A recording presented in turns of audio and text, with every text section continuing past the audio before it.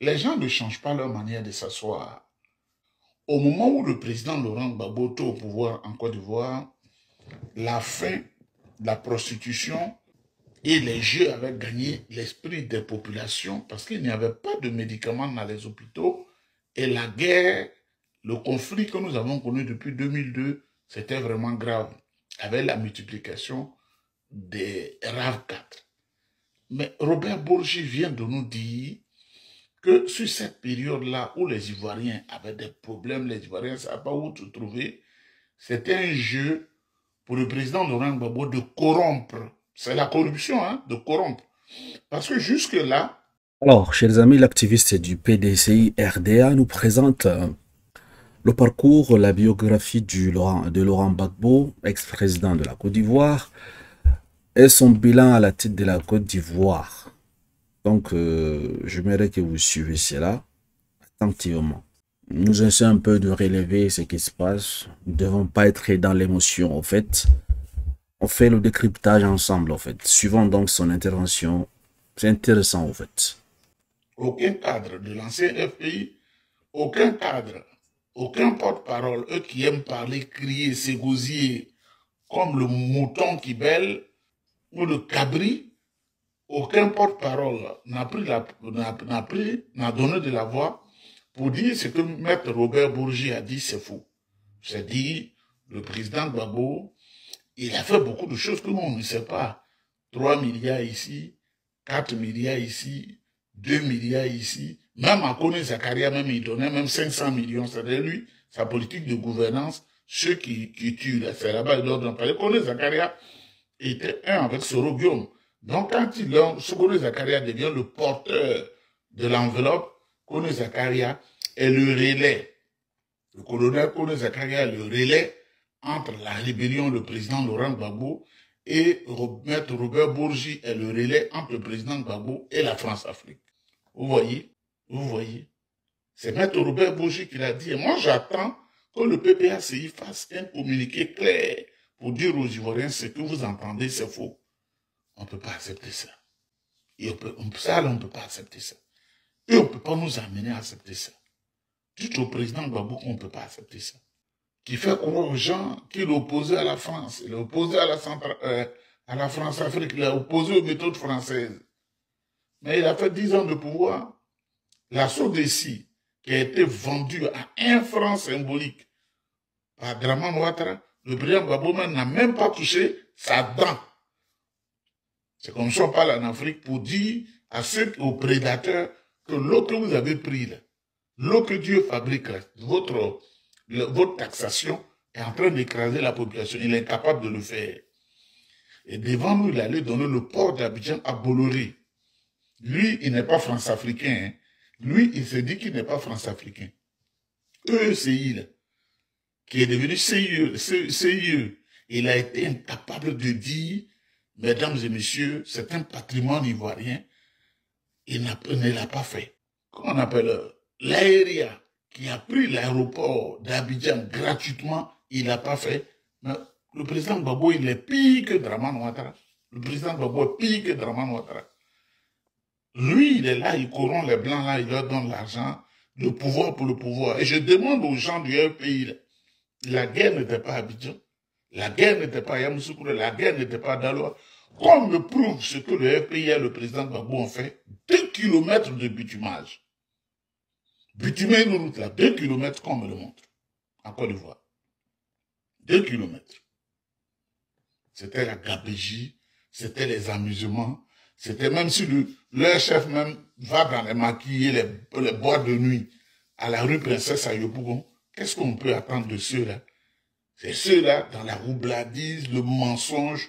Maître Robert Bourgi, je voudrais vous dire merci et demander à Dieu de vous donner une longue vie. 3 milliards dans les poches de Jacques Chirac. Et c'est pas ça seulement, hein. Il y en a beaucoup, hein. Parce que le président Gbagbo lui-même, il a dit, un homme qui n'a pas de secret, il s'assoit à la présidence devant tout le monde et dit, avant de venir ici, je ne savais pas que c'était une caisse sociale. On finance des campagnes, on donne l'argent à tous les pays. Mais quand il parle, il pense que les gens n'écoutent pas. Nous ne sommes pas des idiots quand même. Donc lui, les Ivoiriens étaient dans la faim, et il distribuait l'argent et donnait aux gens. Maître Robert Bourgi, merci. Alors, vous avez suivi son intervention, cet activiste du PDCI RDA. Qu'en pensez-vous lorsque vous essayez de voir ce qu'il a dit? Il y a des choses très très intéressantes dans ses propos où il a rappelé d'abord en faisant brièvement le parcours lors, n'est-ce pas, du mandat de Laurent Gbagbo, qui a quand même dirigé le pays pendant 10 ans. Donc, comparé, n'est-ce pas, à l'actuel régime de Alassane Ouattara, on voit que il y a pas mal, en fait. Genre, sur le développement des infrastructures, par exemple, Gbagbo apparemment n'aurait rien fait, au fait, selon cet activiste du PDCI RDA. Et je pense que c'est vérifiable. Il n'y a pas de développement, il n'y a pas eu de développement d'infrastructures. Les routes n'ont pas été bitumées. Mais par contre, il a attiré l'attention sur la sortie du Bourgi. Je ne sais pas pourquoi est-ce que il remercie autant Robert Bourgi, au fait, parce que ce sont des choses connues, au fait, de tout le monde. Je dirais, c'est pas uniquement Laurent Gbagbo qui était France-africain, mais comme Gbagbo, lui, il sort en disant que lui, c'est un panafricaniste, en fait. En réalité, je dis bien en réalité, aucun président, depuis que la Côte d'Ivoire a été fondée, n'a pas été pro-France-africain, en fait. Depuis l'époque de Houphouët jusqu'à nos jours, jusqu'à Alassane Ouattara. Et tous sont dans la poche des Français, en fait. Donc, du coup, ils roulent pour les Français. D'ailleurs, avant même de devenir président, dans les anciennes colonies françaises, il y a certaines conditions à remplir, en fait. Et jusqu'à nos jours, dans certains pays, ça continue à se passer. Par exemple, comme la Côte d'Ivoire. Nous tous, on le sait, en fait. On ne peut pas devenir président de la République sans certaines garanties. Genre, le fait de garantir les intérêts français dans le pays, en fait. C'est ce qui se passe actuellement. Regardez, avec Alassane Ouattara, avec les collaborateurs, avec les multinationales. C'est la même chose à l'époque des Gbagbo, en fait. Donc le fait que, ce qui m'a plu dans tout ce qu'il a relevé, au fait, le fait que Gbagbo veut se montrer comme étant un panafricain, en fait. Il est là pour la lutte, n'est-ce pas, du peuple africain, la souveraineté. Mais lorsque vous comparez avec ses actes, vous voyez que c'est le jour et l'année, en fait. En plus, ses propos, ce qui sort de la bouche de Laurent Gbagbo, ne concorde pas avec ses actes lorsqu'on vérifie. Lorsque vous voyez le fait qu'il donne des mallettes d'argent à des dirigeants français pour financer leur campagne, comme l'autre Robert Bourgi a souligné, pour attirer les faveurs, n'est-ce pas, des Français, afin qu'on lui bénisse, en fait, dans sa quête de pouvoir. Donc, du coup, Laurent Gbagbo a fait toutes ces choses. Dire que c'est un panafricain, c'est pas acceptable, en fait. Ici, moi, je suis d'accord avec lui, en fait. Si on prend les cas des différentes entreprises que Gbagbo a liquidées, contre rien. Regardez, il a pris le port d'Abidjan, il a donné à qui? À Bolloré. C'est pas Ouattara qui l'a fait. Il y a plusieurs choses qu'il a fait de la sorte. Et à son règne, en fait. Donc, qu'est-ce qui s'est passé? On voit la famine, la prostitution, et j'en passe. Les hôpitaux n'étaient pas opérationnels, en fait. Donc, les gens souffraient, en fait. Mais comme M. Gbagbo partageait l'argent aux gens, on faisait la fête. Lorsqu'un peuple n'est pas conscient, on croira que le fait de partager de l'argent aux gens, le fait d'être toujours dans les festivités, de se détendre tout le temps, aller dans les maquis, on vous offre des bières gratuitement, vous mangez gratuitement. Pensons que c'est ça la bonne gouvernance. Mais malheureusement, c'est pas ça, en fait.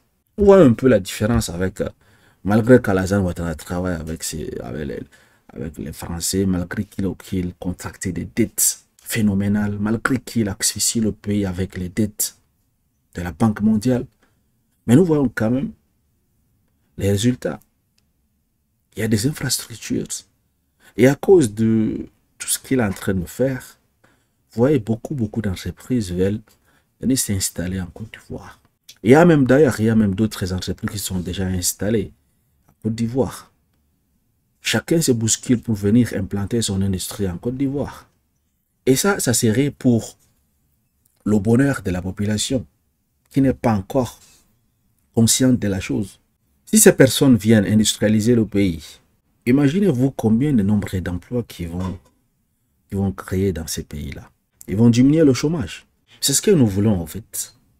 Je ne dis pas que je suis d'accord avec le fait qu'il est en train de faire crouler le pays sous les dettes. Je ne suis pas d'accord avec ça. Mais s'il n'y a pas d'autres moyens, si d'autres personnes prennent ces mêmes dettes-là pour détourner, pour manger, alors que lui, il prend ses dettes pour travailler, pour développer le pays, pour attirer les investisseurs, créer des emplois. De ce côté-là, moi, je vois c'est quelque chose de bien. Nous voyons, en fait, nous voyons les résultats, parce qu'on n'a pas besoin que les gens viennent parler, en fait. Et loin de m'accuser que je suis du RHDP ou quoi, non. Je suis pas partisan du Alassane Ouattara. Mais je veux qu'on cesse l'hypocrisie, en fait. Lorsque quelque chose est bien, il faut savoir le dire. Il a travaillé, en fait, par rapport à son prédécesseur. Il a travaillé. Si on va comparer le règne de Ouattara avec le règne de Gbagbo, il n'y a pas match dans le développement de la Côte d'Ivoire. Si c'est dans le partage de l'argent, dans les festivités, la dépravation du mers, le fait que on mange, on boit, on fait ces choses bizarres, là, je suis d'accord. Gbagbo, hein, c'est Gbagbo, en fait. Voilà. Maintenant, Koné Zakaria, il a évoqué la question que, voilà, c'était lui le porte-parole au temps de Gbagbo, c'était lui qui était chargé de communication entre les rebelles et Gbagbo, toutes ces choses. Guillaume Soro, il a relevé toutes ces choses. Donc je pense que c'est pas trop important. Si Koné Zakaria a des choses à ajouter, il peut faire une sortie et démentir les propos, n'est-ce pas, de ce monsieur. C'est intéressant. Maintenant, le fait que il évoque la question que Laurent Gbagbo allait dans les boîtes de nuit, toutes ces choses. Bon, ça m'intéresse pas trop parce que ce que faisait personnellement Laurent Gbagbo de sa vie, c'est pas important pour, vous voyez un peu la communauté, pour le peuple ivoirien. Ce qui m'intéresse, c'est la question nationale. C'est ça qui est plus intéressant. Je ne veux pas trop entrer dans la calomnie, des choses bizarres, non. Laurent Gbagbo, il reste un président. Chacun a ses défauts. Donc ça m'intéresse pas trop, en fait. Le fait qu'il remercie Robert Bourgi, c'est ça un peu que je suis pas d'accord avec lui, en fait, parce que nous savons tous pourquoi Robert Bourgi a fait cette sortie et à ces moments, c'est-à-dire à quelques mois des élections présidentielles. Vous savez que et les Occidentaux, ils ont des agendas. Et sa sortie a un but. Ils savent que les Africains, en général, et le peuple ivoirien en particulier, sont des personnes émotionnelles, des personnes émotives. Du coup, ils peuvent essayer de jouer avec nous sur la question des émotions. Nous allons agir. Lorsqu'on dit que Gbagbo avait gagné les élections en 2010, gens vont commencer à sortir. Voilà, Ouattara n'est pas, son pouvoir n'est pas légal, toutes ces choses, et ça va bouillir des choses. Lorsqu'on veut se débarrasser d'une personne, c'est comme ça que ça commence. Pensez qu'ils sont en train de soutenir Gbagbo, mais en réalité, ils ont d'autres plans, en fait. On vous fait monter comme ça, après on vous diabolise, on vous les shooter. Vous travaillez avec eux, à un moment donné, on vous lâche. On mène ces personnes. C'est comme ça, en fait. Donc, peu importe le président qui va venir à la tête de la Côte d'Ivoire, s'il est avec le truc du français, en fait, on va toujours parler. Donc, peu importe, même qu'il soit de mon parti ou bien de notre parti, s'il roule avec ce qui ne va pas dans l'intérêt du pays, on va parler, on va dénoncer. Voilà. Mais quand c'est bon, même s'il est dans le camp des ennemis, quand c'est bon, il faut savoir féliciter. On ne critique pas juste pour critiquer, on critique pour apporter des solutions. Merci.